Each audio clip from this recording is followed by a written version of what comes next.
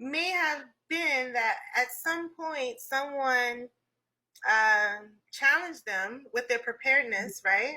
And Mm-hmm. maybe they were able to grow strength collectively, or Mm-hmm. maybe someone just had a wild, crazy idea to take a chance and take a risk with something new. Maybe it Yes. was a technology, or maybe it was a concept. And right now, they're still holding on and maintaining, and in some cases, growing as a result of that preparedness and the resilience that they actually already had. And we Yes. talked about developing your brand last time and how to invest in your brand really starts with you.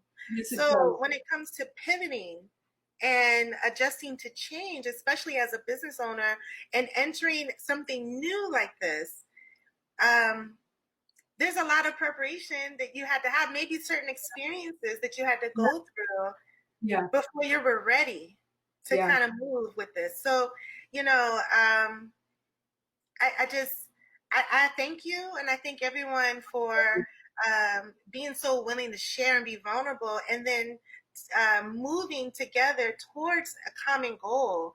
I feel like that's very needed and necessary right now, especially because so many people feel lost, or like they're in a silo, or they're just struggling, or they're flailing around. And I'm like, what you've done is provided a beacon of hope and support. Mm-hmm. And we're trying to guide people Yeah. there and show them that you don't have to do this alone. That's right. You can learn new skills. You can collaborate. You can find a new way to reach people That's and still provide right. services and products. Um, and maybe it does require having new habits. Maybe That's it correct. does require, just meeting new people, coming out of your comfort zone a little bit. So,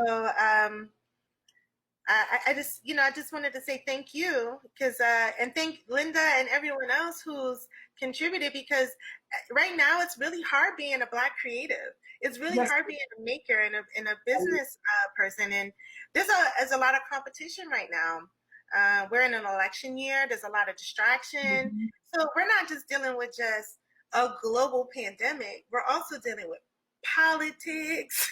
Yeah. There's a Yes. lot of tragedy You, in the community right yes. now. It's like You it's have to too be very. much coming at you at one time. But here's the important factor. You must always remember, in the fog, there is always the trees. There is always the clearing. And so remember that what we're experiencing is by design. And so the political system bombarding us is a diversion, because there's something else going on behind.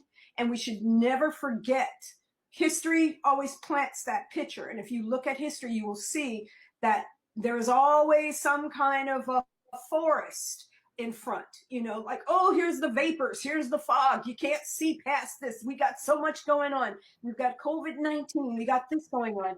And really, the truth is, we need to stay very focused. Hey, sister, I love your glasses. Look at that, those are great. But it's just so important to stay so true to the mission, which is, you got to remember that this is all a force. It's all I, part of the force. Madeira, have you met Alexis? I have not. Hi, I Alexis. had to bring her Hi, on stage Madeira. to introduce her. Alexis, this is Madeira. I Madeira, love Alexis. these glasses. I want them today. I'm coming through there and get those glasses. Oh, these old zennies. Oh, that's great. I'll take them. I'll take them. Dear one, greetings. Alexis is one of my dear friends from a long, long time ago, and she's well traveled. She's also a creative and an artist, and if anybody knows about change, I know she does too. She's challenged herself over the years, in different environments, different spaces. Especially working in theater and also in the academic space. And I thought she would love a conversation like this and get an opportunity to meet you as well as others. So I wanted to bring her to the light, because this is one of those beautiful souls and brilliant minds that we don't get to showcase or highlight. Okay. We don't know these people exist, but they're out there. They're not always in Hollywood. Sometimes they're just right in your community, right in your hood. So, Alexis, what do you think about change? Like, how do you deal with change? How do you move? Like, just share it with us and let us know, like, what kind of words of inspiration and wisdom do you have for us? Oh, thank you. Thank you. That was a beautiful introduction. It touched my heart. It's true. Wow. I, regarding change, I do believe fundamentally it's inevitable. And that is kind of what is beautiful about it because it allows us to reconsider what we thought was normal Mm-hmm. and what we thought was appropriate for the Mm-hmm. situation that we're in, That's right? right. I like to say that I am where I need to be when the time is right Mm-hmm. because obviously that's where I am. So I got to figure out a way instead of getting trapped in that feeling of being stuck and put down upon and Mm-hmm. negative energetic language about a situation. I try to look for the positive. I mean, I'm kind of the eternal optimist in that way. Um, it may take me a little while to get to that. Oh, Mm-hmm. this is why I'm here now. Mm-hmm. But I do find that it's worthwhile to reconsider That's the right. way that we've been doing things That's right. and That's what we think we're capable of. Because, right. yeah, like I fought teaching for years because it was Mm-hmm. a family thing. My mom, my aunts, my grandma. I was like, I ain't going to teach nobody nothing. And Mm-hmm. I got back from my master's degree and I couldn't really find a job doing theater here in Baltimore where I got paid to do it. And I was like, well, I guess I got to wait until something shows up. And the things that showed up were all education things. And I tried it and I asked for advice on how to approach it because I felt like I wasn't ready, like I wasn't grown enough to be a teacher. And I got great advice from a friend who was like, you got more degrees than them. Just walk in the room and start telling them what you know. And I was like, okay, cool. I can do that. Yeah, I And think you bring up a good point. I think Mm-hmm.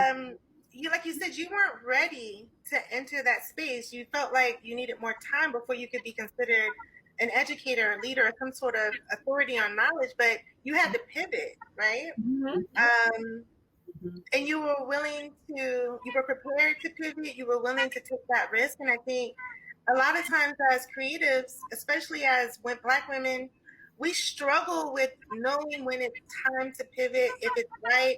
We mhm, start, you know, Mm-hmm. negative talk, overthinking, anxiety kicks in. But um, I feel like sometimes you just got to go with the flow. And it's like, I don't know what it is about us.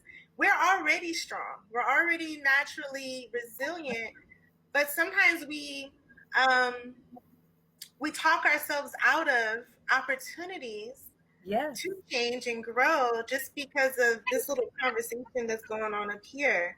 Right. Um, Looking at job applications sometimes it's like, oh, I don't feel like I know that, or I'm not ready, or that's too big a job with too high profile a person, or and then it's like you have to stop all of that negative talk. You're right. And just say, well, I'm gonna put my application in and revisit how I think I stand up.